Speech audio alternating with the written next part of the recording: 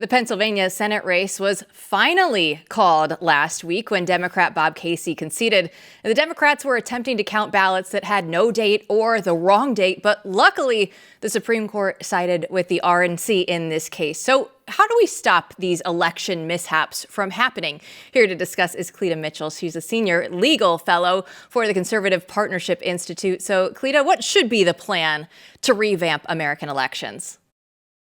Well, hello. Thank you for having me. I've been thinking about this and talking with our election integrity leaders across the country. And I think we're sort of coming to the view that what we need is a voters' election integrity bill of rights, because these crazy laws are really infringing on the voting rights of people who go to the polls, do it right, or if you're going to get to vote by mail, that you've signed your name, you date it. But all of this post-election receipt of ballots being dumped.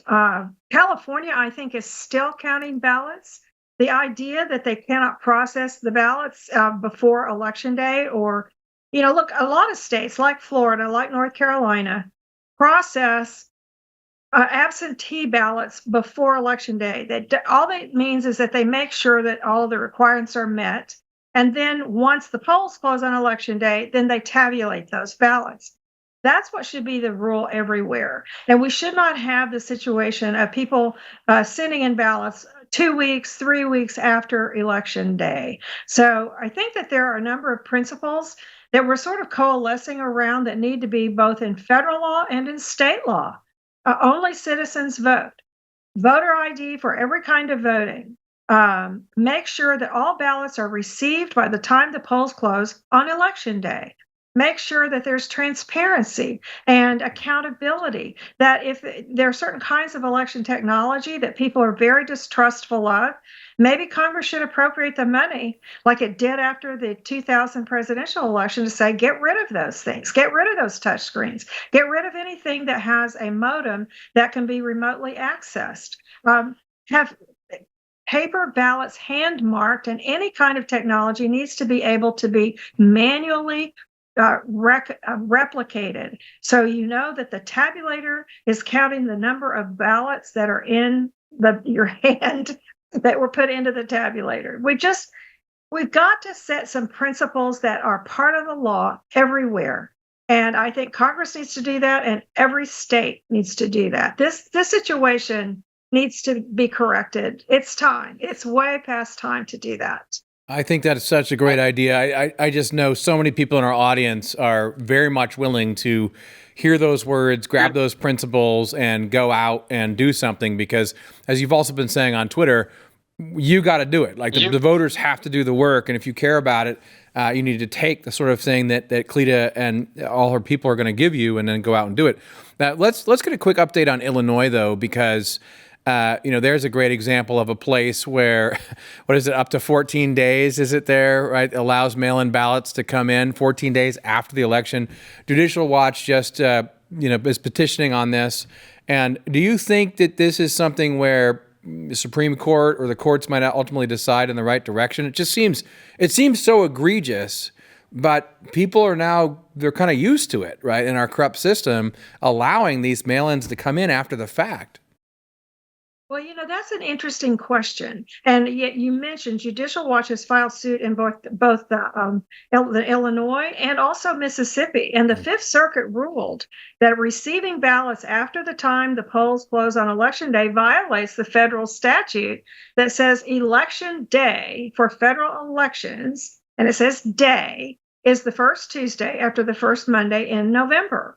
And so I think that one of the things that we need to do is to say that there's a beginning and an end when we as a country vote pretty much at the same time. And I think part of that would be, we might have to make some accommodation for people to vote in person early if they're going to be out of state. I think we need to get rid of this universal vote by mail, this universal sending of ballots to people, whether they requested them or not. Nevada has that law. There are tens of thousands of bad registrations in Nevada. People out in Nevada, the volunteers have confirmed that the Democrat Secretary of State would not do anything to try to clean the voter rolls. And every one of those people received a ballot sent to that address, whether they asked for it or not, which means you've got all of these ballots just floating around, and there's really no way to oversee the processing, the verification. It's time to stop the nonsense and the madness. So I think that that's got to be one of the principles, this idea of curing ballots. Do you know how many people touch an absentee ballot once it leaves your hand? I think if people had any idea how many people were looking at, interpreting, deciding whether or not to accept, or interpreting how somebody intended to vote, people would not want. That's one of those sausage making things. I think people would say, you know what, I think I'll just go vote in person. But I just think we have to say it is time for all of us as Americans to say our election system is broken. Let us fix it. Yes, we won some races. We lost some races. That's not what this is about. This is about how after 2020, so many thousands of people came out of their homes and started looking at the laws, looking at voter rolls, looking at all these procedures. So now we have tens of thousands of experts, citizen experts. I think it's time that we put that expertise to work and say to the states and to the Congress, do your job, make our elections work properly for everyone. That's what we need to be about the business of doing, I think. Real quick, yes or no. Is your org going to do look back on 2020 after all the votes are counted this time? You know, I was talking to some people about that today. A lot of our people have already done look backs. It's just never been pulled together. If anybody, there are a lot of pieces there already that no one's been willing to look at. There are some things like in Fulton County in Georgia, where there were literally hundreds of thousands of ballot images destroyed, which is a violation of state and federal law. So there's some deterioration of the evidence. But sure, I do think that what needs to happen is to pull together all the things that so many people have done, but which the left-wing media, of course, has refused to even consider. There's a lot of good work that is would form the basis of a pretty good look at what happened in 2020.